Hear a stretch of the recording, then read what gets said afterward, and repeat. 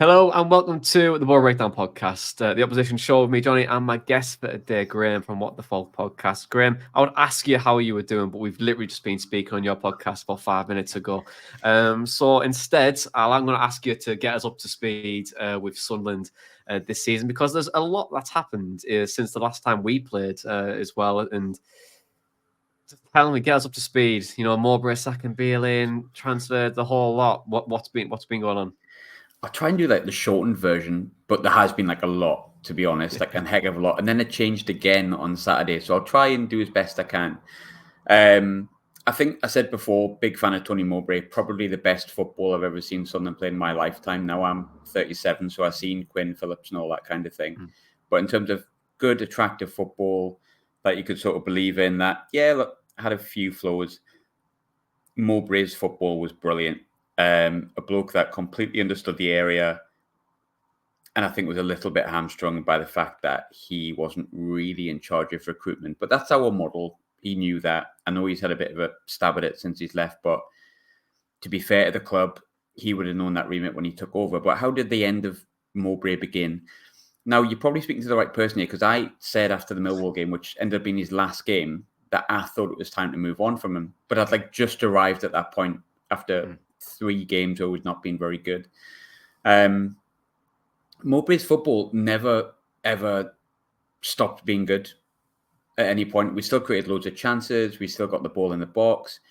We just had games where Swansea away, Plymouth away, and a few other games where I felt like our XG or something would be +5 and would have 20 shots on target and 70% possession, but would not score. And it was just obviously I'm going to mention Ross Stewart because I love Ross Stewart, but he wouldn't have been fit anyway, but we'd never really had a replacement from Ross Stewart getting injured last year.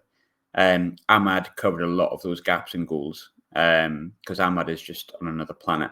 Hopefully he's back by the time we play each other on Sunday. But that's essentially what happened with Mowbray. Was it got to a point where you knew we were good, you enjoyed the football, but it got to a point where you're a bit like, oh, for God's sake, he hasn't got a plan B here. And he doesn't. He didn't have a plan B. I'm not going to be revisionist with it and say I was always happy with him. I got annoyed towards the end because I was just like, he doesn't have a plan B. We were giving away silly goals.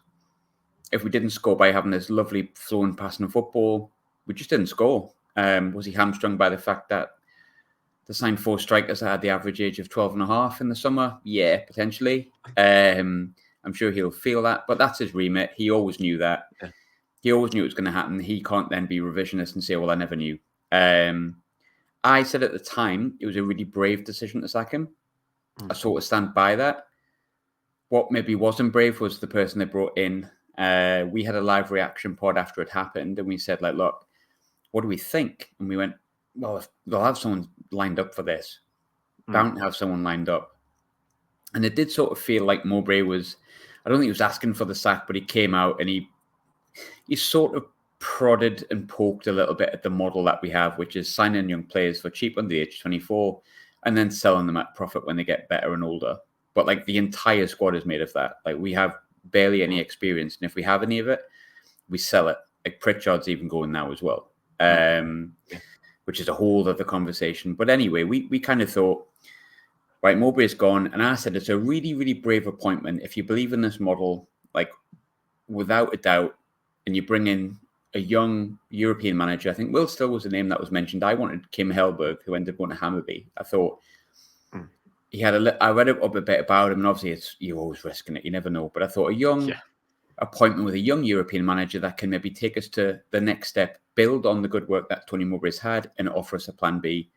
Really brave appointment that could work absolute wonders. Because in essence, everything was there with the tools. We just needed someone with a bit of a plan B and someone who could offer us something a little more than what Mowbray did. If you'd said to me, Mowbray's going to go and Michael Beale's going to come in, I would have been like, okay, we'll just stick with Tony. Thank you very much. That'll be fine. And I think that's kind of where the fracture started. You talked about it on the podcast with me before on my show about how it feels from the outside looking in. There's a disconnect with Sunderland's fan base and the sort of ownership. This is where it sort of began. And I feel a bit bad for Beale in that sense, that he's kind of the catalyst of it. but it wasn't really his fault. He's going to take a job. He's managed Rangers. He's been at QPR. He'll feel he's big enough for Sunderland, and there's nothing wrong with that. Whether you think he is or not, there's nothing wrong with having a bit of confidence in being able to do that. And he's out of work, and it's a good job to have, and he'll be confident in himself. But from a fan base perspective, you sat there for a couple of weeks thinking, and you've believed in this model of like that they've got succession planning for managers and all this kind of stuff, succession planning with players, sell, reinvest. You buy into all this stuff, and then you suddenly realize they haven't really got much of a clue of who they want to appoint. They've just sacked Mowbray for the crack. That's kind of how it felt. And you were like, so Beale's going to be the answer? So you immediately started on the back foot. It was not a good reaction to the appointment. There was some people who said, give him a chance. He's had this, that, and the other. He had a good win ratio, was one that was thrown about a lot at Rangers. Look, I live in Glasgow. The reason he had a good win ratio is because he could beat Livingston, St Mirren, St Johnson. He couldn't get a tune out of the team. Games like Celtic, Aberdeen, Cup finals, he just couldn't get anything from that. And watching Rangers up here, I couldn't tell you what the style was, and Rangers were like in real disarray. So I was very worried. A lot of fans were worried as well. So you think, all right, you get used to it and you go, all right, okay, Michael Beale's the head coach. Let's just plow on. And then we get beat off Coventry 3-0 at home, and it was awful. Really awful. Like the second half against Boro with 11 men, the whole way around, pretty much. Really not great. So you think, oh, brilliant. This is going to go well. Fans singing about Tony Mowbray, and you just think, oh, God, it's gone toxic. So the disconnect starts here. And then we go and win at Hull on Boxing Day because Jack Clarke does the Jack Clarke thing, and we win 1-0 later on. And you think, brilliant, that's fine. And then I can't really remember the game after that, but I think it was Rotherham. We drew 1-1 against Rotherham. And then, lo and behold, obviously, by this point, we already knew we had Newcastle in the cup. Sorry for swearing. And in terms of that game itself, we beat Preston 2-0 on New Year's Day. And it was a performance. It was good, but it wasn't like, oh my God, we're so good. It was like, well, that's a good win. That was nice. Yeah. A striker scored and you think you're happy and stuff. But that disconnect's already beginning to be a bit like it's there a little bit. And all around that time, Newcastle get given 6,000 tickets. And we go, hang on a minute. Middlesbrough got denied more than they wanted at the stadium. Like, I've got no issue with Boro want to bring 6,000 fans. As long as you're not moving our own season ticket holders out, as long as it's safe, bring them along. Leeds got denied the same. But Newcastle was randomly okay. The disconnect opens a little bit more. And then you find out they get hospitality packages. And you think, all right. And a rumour comes out 3 weeks beforehand that they're going to be allowed to decorate the Black Cats bar with black and white photos. They might even get Newcastle legend to speak in, and you think, surely not, shut up. No chance. And then about 4 days before the derby, after we've just had a nice win against Preston, a nice win, not a brilliant win, a nice win, and you think, oh, well, Beale's won 2 out of 4. Okay, fair enough. It's not that bad. We look a bit, we don't really have a style, but a win's a win. It's fine. Photos come up of the Black Cats bar, which I'm sure you've all seen, and I don't need it. Yeah, I've seen it. I mean, my God. Like, I mean, it defies belief. And you just think, oh my God, like what's happening? And then the chairman, Kirill Dreyfus, comes out on Instagram and says, to an extent, he sort of understands his mistake and it's getting taken down. And the whole of Twitter or X, or whatever you call it, are just absolutely laughing their knackers off at us. And like, I know it was awful, mate. And I know every single football fan has the smallest violin, and we've always been, we're the worst threat. Middlesbrough's the worst threat. Newcastle's the worst threat. Every team, we've had it worse than anyone else. But Sunderland have had it pretty shite for a fair amount of time. This last 18 months, brilliant. Loved it. Been fab. Won at Wembley. Got in the playoffs. Happy. And then all of a sudden you're like, oh God, here we go. Brilliant. We'll laugh. Everyone's laughing at us on Twitter again. Fantastic. And that disconnect began to widen an awful lot. Like, we were doing an hour-long podcast. We normally do half an hour. It was really like, it's still nagging away at me. I can't forgive them for it. I just can't. mixed in with the Beale appointment, mixed in with the Alex Pritchard stuff that's coming out. What was a really united fan base? I wouldn't say it disconnected as a fan base, but it definitely feels disconnected from the top, because you feel like, hang on, we've believed in these guys and they haven't even got a clue what Sunderland versus Newcastle means, to the point where you think, go and take up photos of Peter Beardsley, whatever the hell they did. Do you know what I mean? Like, that just, I mean, I had Middlesbrough fans, Leicester fans, Burnley fans, Newcastle fans going, oh, mate, I'm sorry, that's hilarious. And I'm like, it's not. Yeah.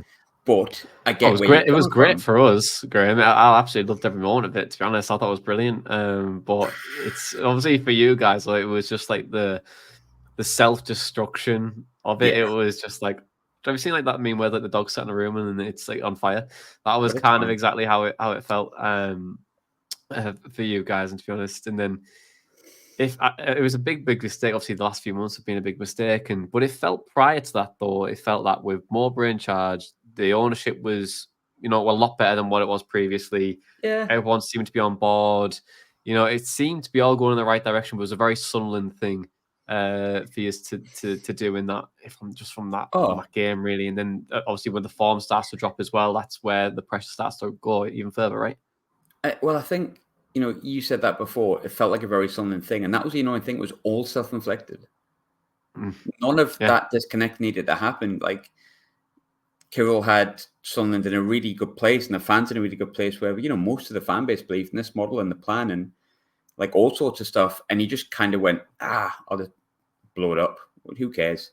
Yeah. And the weirdest and most Sunderland thing about it all, if you'd spoke to me last week, this would have all made sense. We were brilliant on Saturday, and it was fine. So that's where we're at. I don't understand why we were so good on Saturday. I don't understand why we looked like we had a style. Jack Clarke was on form, and why we demolished Stoke easily. The performance came out of nowhere, and it's just that's Sunderland for you. Like, we're good. Everything's fantastic. Believe in the model. No, let's press the red button that they said don't press. Blow everything up. Then when everyone just goes, well, it just ruins, isn't it? Everything's crumbled. We go, you know what? We're going to rope you in one last time. So that's where we're at. And it only took me 13 minutes or so to get there. And I feel like I've shortened it a lot, but a bit of disconnect there. But I said on the podcast review show, mine on Saturday, I'm not going to get too giddy about that win. But what Michael Beale and what the club needs to do is more of Saturday on the pitch and off the pitch, in terms of the interview, praising the fans, playing well on the pitch, having a style, players look like they're enjoying themselves again. More of that, and it's amazing how quickly things fix in football with good performances and good results. But we have Middlesbrough next, which is, of course, a really easy game. Yeah. With that, though, obviously, I want to just chat about Beale because his appointments came in now. Obviously, things were fairly rosy in Mowbray to some extent. And obviously, you're saying that you may look for a change. But I just want to just show you a graphic on Beale's appointment since. Obviously, this excludes the game on Saturday, but it shows a little bit of how Tony was, he was in and out in terms of the XG for and XG against. You were like power and power, but really the figures were that you were scoring a lot more than you were going to concede. The XG was fairly good. It peaks. And then when Beale comes in, it's the second blue line. You just see a really big drop off in creating chances, but then the conceding chances are going up quite a bit. And I just want to ask you really, what has happened? Because I know you alluded to it a little bit earlier on around like him as being in charge of Rangers, couldn't get a fine tune out of like the big games. Like, where do you think this happened? Because I said on your podcast, but when I watched this against Hull, I was so bored with Sunderland and Hull, and obviously both games were really bad, but it just felt like Sunderland had lost everything that made them good at the start of the season. So, like, what's happened there? I can't even really describe it. It's weird, but like, I've got to take Saturday out of it because, like, look, I enjoyed Saturday to the point where I was kind of shocked when the second one went down. I was like, oh, all right, okay. Can I be happy now? But like, I'll give you the segment of games. Like the whole game in the Preston game, we weren't great. We weren't bad. We played relatively well. We did deserve the win in both of them, but we weren't like scintillating Sunderland. But it kind of maybe goes back to before about what I said about Mowbray. We weren't great defensively under Mowbray, to be honest. And we've got good defenders, relatively decent defenders, a relatively decent defence. But it was like front foot football, young lads having a go. That was it. You can even imagine Tony Mowbray saying that, can't you? Just young lads having a go. Well, let's just play. Let's just play. Just enjoy yourself. Yeah, that's exactly what he was like. And that did have some cons. So I feel like we played Leeds at home. And this was under Mike Dodds after Mowbray had gone. And we were as defensive as we'd been in a long time, but it was like it worked really well. Like we kind of like sat and allowed them to.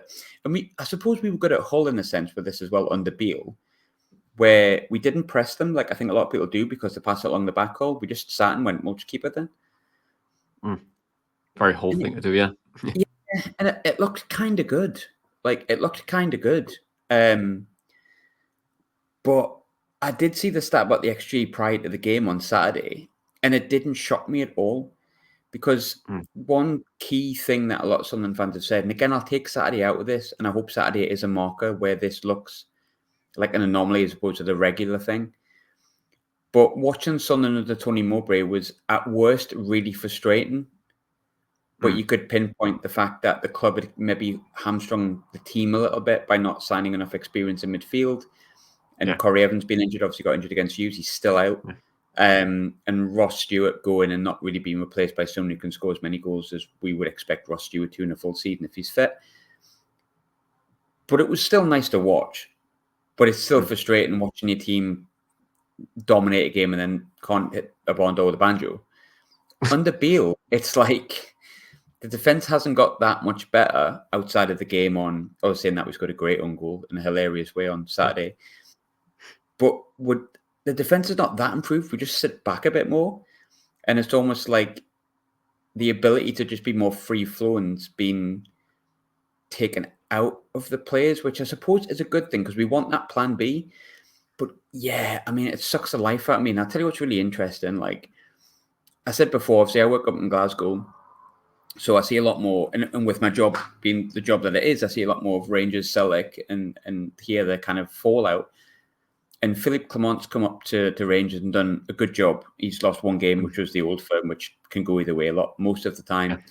But a lot of players, like I spoke to Cyril Dessers last week, who had a really bad time under Michael Beale, starting to turn it around a little bit. And someone didn't ask him about Beale directly, but they asked what Clement had done that had seen his form improve. And it's the second time I've heard it from a second player, and he said he simplified it. Yeah. And I think sometimes I do worry that Michael Beale is too far into his PowerPoints, if you know what I mean. Yeah, overcomplicating the simple stuff. Yes. Whereas Mowbray was the opposite. Mowbray was maybe almost too simplistic and too like utopian. Just go and play, lads, go and enjoy yourself. And maybe the lads are just going, I don't really know what I'm doing, because even in Saturday's game where we were good and we looked a bit more like front football Tony Mowbray, I've got to be honest, it was a lot better on Saturday. And I'll reiterate that and I hope it continues. But for a good portion, a good first 25 minutes, I remember turning around to the lad next to me and I went, I still don't see the style. I don't see what we're planning on doing. Eventually, it turned out the style was pass it to Jack Clarke because he's having a really good game. And that tends to work quite a bit. And we did play good free-flowing football. And look, he's missing out on Roberts is injured. Although Barr had a really good game on Saturday. We've got a few players missing. We are missing players in key positions. And I don't mean in terms of injuries. I mean in terms of we needed midfielder and we need a striker by the end of this window, which hopefully we'll have. But I don't know quite what his style is yet. But if he continues the blueprint that was Saturday, then potentially he can change that. And if he continues to speak the way he did after Saturday, instead of calling Sunderland fans outside noise, talk about disconnect, then maybe it'll fix. And look, every Sunderland fan wants it fixed. I don't think there's anyone, I mean, I don't know, but I don't think there's anyone sitting there wanting Michael Beale to fail and the club to fail. I'm finding it hard to forgive what the club did. Yeah. And I think many people would, but I think human nature means at one point, if these people don't go, you eventually just kind of go, oh, just crack on, because life moves on, doesn't it? Like, and 100%. it has to continue what happens on Saturday. And the more he does what he did on Saturday, the more he'll probably will not forget about these things, but it'll begin to feel a bit better. But if I take out Saturday, God, we've been boring. Which, like, it sucks the life out of me watching a Michael Beale team, apart from Saturday, which I feel like I've said a million times. But This- I'm not yeah. a Beale fan, Jonny. I'm not a Beale fan, to be honest. Yeah. Well, I was going to say, like, around like the style and stuff, because it is always an interesting one when a manager comes in. How long does it take them to get going? I think we were fortunate in a way with Carrick that he had a couple of games, then we had the World Cup, so he could spend a good 6 weeks getting his message across. And with Boro, I don't think it's overly complex of how we play. There's obviously there's we'll change shape during the game. There's just the very standard things that you'll tend to see from most teams, but with Beale, it's kind of like that sandwich analogy in it, where you put the sandwich, you want a ham sandwich, or you can have ham sandwich or something else, and then put more and more and more stuff on it. And then it's not a ham sandwich anymore; it's something completely different.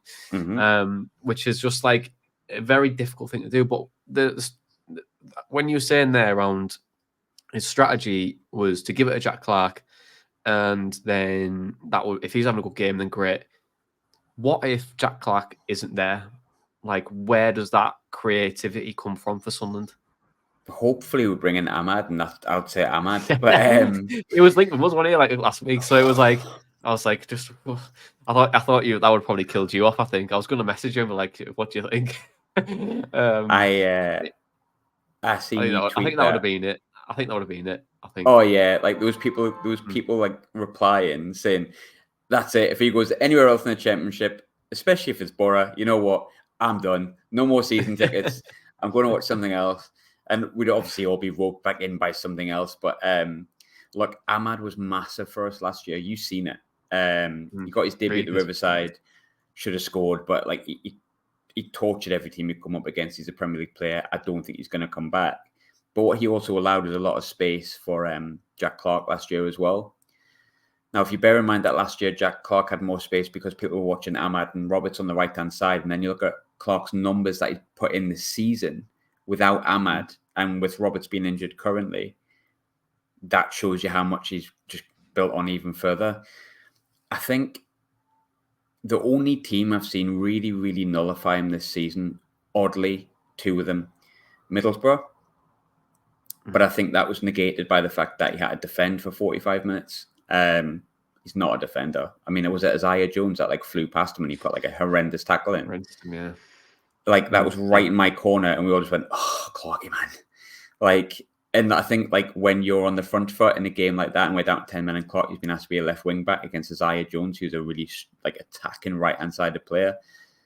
It's maybe not a surprise that he was as nullified as he was. But in the game where we, kept 11 men. I hate to touch on it, but that Newcastle game, Trippier had him in his back pocket, if I'm honest with you. Like, he couldn't get anywhere near him. But we're talking, like, as much as, neither of us like that lot, Kieran Trippier is an England international about 50, 60 times over. Yeah. So if it takes someone with that level of experience, that level of quality and nous to stop Jack Clarke, it kind of shows you how few people haven't been able to stop him. So if Clarke is not there, I mean, I said Ahmad before, but Ahmad's your right-hand side. So who's your left-hand side? We've been really lucky that he's not had an injury yet, but I do think he'll stay. Yeah, I think he will. I think they'll stay at the summer, although there's interest in him from Lazio, which, to be honest, I like Sunderland as much as the next man. But like, if you're going to offer me the Colosseum, pasta, nice food, Rome. Yeah. I'm tempted. I'm not going to lie. I'll stick to Southwick. However, I would be tempted by Rome. But I think, another example is there. If he gets an injury, what do we do? It's a big worry. It's one of those things, Jonny, and it like would be knackered without him, but at the minute we've got him, so it's not a problem to worry about. But it will be one day. If we don't go up this season, I cannot for the life of me see how I hang on to him. It's not my money. I don't receive any of it. But if he goes it for anything less than 20 million, I'm going to be absolutely beeling, because that flies in the face of buying low and selling at the value. Because I think if Alex Scott's going for 25 million to Bournemouth or whatever, after 5 assists and 4 goals last season, then Jack Clarke's worth 150, 160 mil? Easy. Yeah. Well, the thing is with Rodgers as well, like Rodgers has had more goal contributions than what Scott did last year, and he's going for 15, 21-year-old, and it's like, well, he's only really had a good 3 months, and he's just going for 15 million, so it's interesting. But I think with the Premier League teams, they can kind of force the hand because they know that 15, 20, 25 million is a lot of money for Championship clubs. For them, though, it's nothing now, isn't it? Which is strange, because imagine saying, about even 10 years ago, saying £25 million for a player, but well, that's a bit much, isn't it? I remember when Torres went to Chelsea for 50 million and everyone was just like up in arms and about it, and now it's just the norm. Andy Carroll, 35 million. 35. Yeah, that's what I mean. That's what I mean. Like, it's just like, and like he cost nearly double Suarez as well at that point as well. So interesting one. But I was going to say another creative player like Pritchard as well, who was really good under Mowbray, is now, who came out of nowhere that he was no longer in the squad, requested to leave. Was it about a contract? Did he want a longer contract, or has it just been a falling out? What's the in the know? It's mad, really, and we discussed it on the podcast on Saturday, because obviously it's a big talking point, and all the lads kind of disagreed with me to an extent. So essentially, he's looked a little bit cheesed off in the past few weeks, but I need to go back to the summer for this one in a way. He's not part of the model because he's 29, 30. So he's not, you can't buy, we got him on a free transfer in League One when he was injury prone and hadn't done it. I think it was Huddersfield he came from, and on Norwich potentially, something along that line. He came in, they thought, all right, if he reaches his potential, that's a decent Championship player that went for like 12 million at some point. He's grown into a really important player, and his experience gives us an awful lot. He's one of those players that didn't really look that out of place against Premier League opposition in the FA Cup. And he's been really key to us this season. I think it's probably been his best season for Sunderland, to be honest. But he was massive in getting us out of League One and stuff like that as well. But the contract's always kind of like hung over him a bit. And in the summer, he was always linked elsewhere. And it felt like the club were trying to get rid of him. They got rid of Lyndon Gooch and they got rid of Danny Bart in the summer. And that was a case of they weren't going to offer him an extension to the contract because they were over the age of 12.5. So that means that we're not going to offer you a new contract when you're at Sunderland. If you're not a kid, you're not getting a new contract. Sorry, son. And Pritchard was sort of part of that. But I think you got a year extension triggered anyway in the summer. So he extends the extra year. Now, the stuff came out afterwards to say that he was actually the one pushing the move in the summer. I don't know that. And then it came out on the Wednesday that we'd offer him a new contract. And then by the Saturday morning or Saturday afternoon, he didn't want to play for the club again and he'd asked to be removed from the squad. I'd heard about this on Friday night and it felt far-fetched at that point. Yeah. But I think, and this was only my viewpoint, and a lot of Sunderland fans feel different. A lot of Sunderland fans feel if you refuse to play for the club, you're letting down the fans, you're letting down your teammates. And I can kind of understand that. I'd like to hear Pritchard's side at this moment in time. I haven't heard it. But I find it, based on everything I said beforehand, the fact that the club came out on Wednesday and said that I'd offered him a new contract and he was happy, quote, Christian Speakman. Then the Saturday, he's not happy. Michael Beale says it's an ongoing thing. And he's basically handed in a transfer request and refused to play for us. Now, we've only really heard the club side at the moment. We haven't really heard Pritchard's side. If Pritchard says, you know what, actually, I just can't be asked anymore. I just wanted to go. And fair enough, I'm probably not a big fan of Pritchard just deciding to do that and refusing to play. But I find it really hard to trust the club, which is the only side I've heard so far, over a player that I really, really like an awful lot as a player on and off the pitch from what I've seen, based on the stuff that has happened previously in the past 6 to 8 weeks.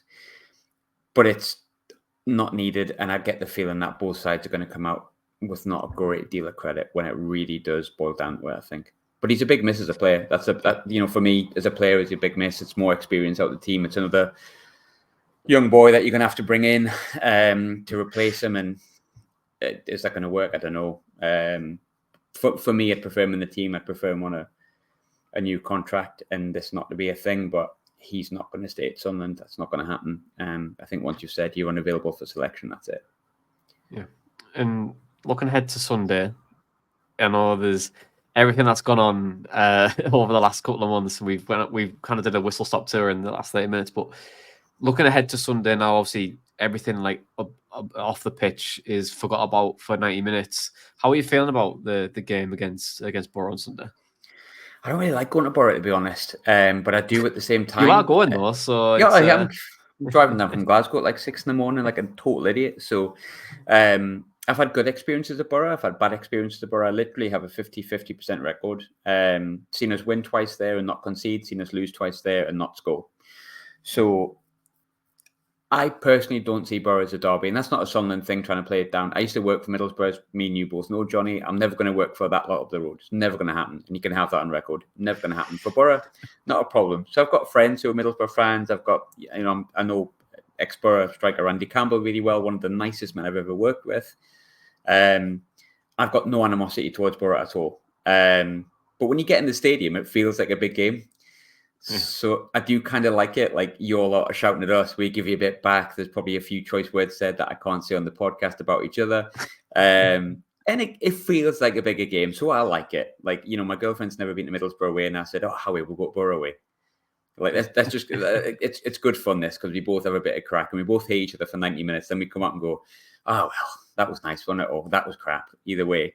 But I think it's important in Sunderland's season as a whole, because I think if you listen back to everything I've said before, you'll hear a fan who's probably really frustrated, is a little bit disillusioned, probably doesn't quite understand what my club is at the moment, but is hanging a lot of faith on the fact that Saturday was a bit more like what I recognise Sunderland AFC to be.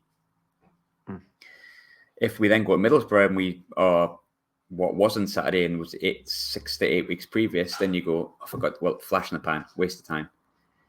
If we go to Middlesbrough and then put in a good performance, I'm not saying we have to win. I'm saying I need to see a style. I need to see the management come out afterwards and say, fans were brilliant, tried our best. This is what we tried to do. This is how we won the game. This is what we wanted to do to win the game. We narrowly lost it. It's an important point, whatever it may be, and just feel a bit more connect with it. And I think it's probably a horrible game in that sense because, well, Mowbray used to do it. Mowbray used to talk it up like a big derby, and it is when you get in. But I think that was a detriment to him a little bit, because he would build it up as if it was a bigger game than it actually was. But I think in the context of Sunderland's season, it is a big game this Sunday, because if it becomes what you saw against Hull and what other fans saw in the weeks previous, lack of style, a manager that comes out and doesn't take accountability for his own mistakes, and a team that look like they don't know what they're doing, and a boardroom that apparently, like Newcastle, to enjoy themselves when they come to a derby, then it's shite, and Saturday was a waste of time and it meant nothing. If this weekend is the players look like they know what they're doing, there's blood and thunder and guts, they want to go for the game, they want to get 3 points, not because it's Boro, because they want to build on the win over Stoke. They're starting to believe in what the manager's doing, and the manager comes out afterwards and speaks really well, clearly, coherently, and with a bit of passion. Then you can go, you know what, maybe something's building here. Maybe give him a bit of time. So I think it's massive in that sense, because Saturday's either a flash in the pan and it's an anomaly, or it's the start of something. I wish it wasn't Boro, because there'll be a lot of Boro fans that don't see it as a derby. I know that. There'll be a lot of Sunderland fans that don't see it as a derby. I don't see it as the derby, but it's a big game when you're in there. And when you're in there, if you get beat, if we get panned, or we lose the game narrowly late on, or we don't play well, it'll feel worse than when you get beat off like Stoke, for example. Yeah. I feel like this game, like from what you've said to me there, like I feel like this game is a lot bigger than you probably think it is. I think in terms of a season standpoint of where Beale's at, with everything that's building like externally, where the club's at. Say if you get done 4-0 again, there is a lot that's like that could potentially be a season-ending way of feeling the season. I know it's quite dramatic potentially saying that, but you lose. The fans are already on Beale's back. The club's already past the January window. You haven't to go in again to bring in a new manager. Just feel that you just write the season off. Do you feel like it could potentially be a season-defining game really at the weekend? Yeah, because it's mad, isn't it, when you think about it? When you're looking at like where we are in the league, getting beat off Boro, in essence, doesn't really matter because we're still like 3 points off the playoffs and stuff like that. But look, nobody knows your football club better than your fan base themselves. You know Boro better than I'll ever understand Middlesbrough and what's going on in the feeling within the fan base. And I'll understand Sunderland more than any fan who doesn't support Sunderland because I live and breathe it every single day. And I know the feeling's not good at the moment for everything I mentioned beforehand. I've got two worries, and we're speaking on the Monday, so we don't know who's been brought in. We don't know who's going to leave. My hope is that Ahmad comes back and we sign another striker and we bring in a good defensive midfielder. And it looks like we've got a bit of cover at left back anyway with the boy from Leeds, which we need because we've got some injuries there. We got Middlesbrough putting a good performance, get a draw or win. Beale comes out and says, you know what, the players are starting to take on board what I'm saying. I'm really starting to feel a connect between the players on the pitch. And I thought those fans were absolutely magnificent today. What a brilliant set of fans. Comes and gives a fist punch. Do what you want. That's my hope. My fear, which is always a stronger emotion, isn't it? Is we don't get what we need. We don't get the striker we need, or we get a striker that's 19 years old and we get told it's the model. We don't bring in a defensive midfielder with any experience. Pritchard goes, so we lose more experience. Middlesbrough fans are well up for it. Boro passes off the park and we get beat 3-0 and Beale goes, oh, well, I don't know what the fans expect. We've won 3 in the last 7 or 3 in the last 8. Like, oh, grow up, and you get a grip. And at the minute, I don't know which way it's going to go. And that's because of Saturday. If Saturday hadn't happened, I would say, yeah, mate, if he gets beat, he's gone. It's away. Like, rubbish, hate him, worst thing on the planet. But there was such a difference on Saturday that came out of absolutely nowhere. If that continues for the next couple of weeks, and I'm not saying win every game. Game. Like, one of the questions we had, just show us something. Show us a bit of connect. Like, there was a question on the pod from a listener, and they said, like, how many games does Beale have to win? And my answer to that would be, he doesn't have to win a set amount. He just needs to rebuild this connection, which is just dissipating. And he's got the ability to do that. Like, look how all those things that happened, and look how positive I feel about one stupid little win over Stoke that it might fix. A very Tony Mowbray saying though that will, and Grant Ledbetter as well. Grant Ledbetter was always saying, "No, well, that's football," and that is like a very like way to bring it all together. It's that's football. You know what I mean? You win. You don't. But there's a lot riding on it. And what's your prediction for the game, Graham? I know we had our prediction on your show, but it'd be good to repeat it on ours. What are you going to go for on Sunday? I'll snap your hand off for a draw. It's been a long while since I've seen someone win at Boro. I think the last time we won in the league, which was 2005, which is still funny because it was one of 3 wins that season. And I remember I went to see McFly at Newcastle Arena after that. Nice. Random fact that no one needs to know. It was great fact though, great band. Enjoy yourself. You weren't expecting it. And the FA Cup game when Sessegnon scored, when we were probably expected to win at the time because of the quality we had and the lack of quality you had at that point. So would you won? But I never feel like these games are ever really draws. I couldn't even tell you the last draw if we had one recently. Oh, I couldn't tell you. I honestly can't think. I'll have to look at head to head while you talk to me. Just just put yourself on mute so you can't hear the click on that. We pretend we've done all our research like we both always do. I do think that it'll be a win either way in some senses because it always seems to be that. But I actually think because of that law of averages we're probably due a draw at Middlesbrough and you're probably due a draw against us where for once you don't get the better of us at the Riverside. So I'll go 1-1. If we do re-sign Ahmad, which you can tell I'm kind of trying to manifest and not really believing it's going to happen, we'll win 5-1. Which is not going to happen. Well, you gave me enough time there to scramble, and it was actually 2018 where it was 3-3 in the championship. But 24th, and then prior, like what you were saying though, it was like it's either a win loss kind of thing. It does really go back to probably like say 2008, 2009 season when we drew 1-1, and then 2012 as well. We drew 1-1 in the FA Cup. By Robson scored for Boro on that day as well. That was on this day, wasn't it? It was, it was actually. Funny enough, I should know that. I was like, I went because for my birthday tomorrow, so it was like, oh well, I saw that was my birthday present. But yeah, that's good knowledge. But Graham, I want to go 1-1 as well. I'll go 1-1 as well. I think it's going to be a tight game.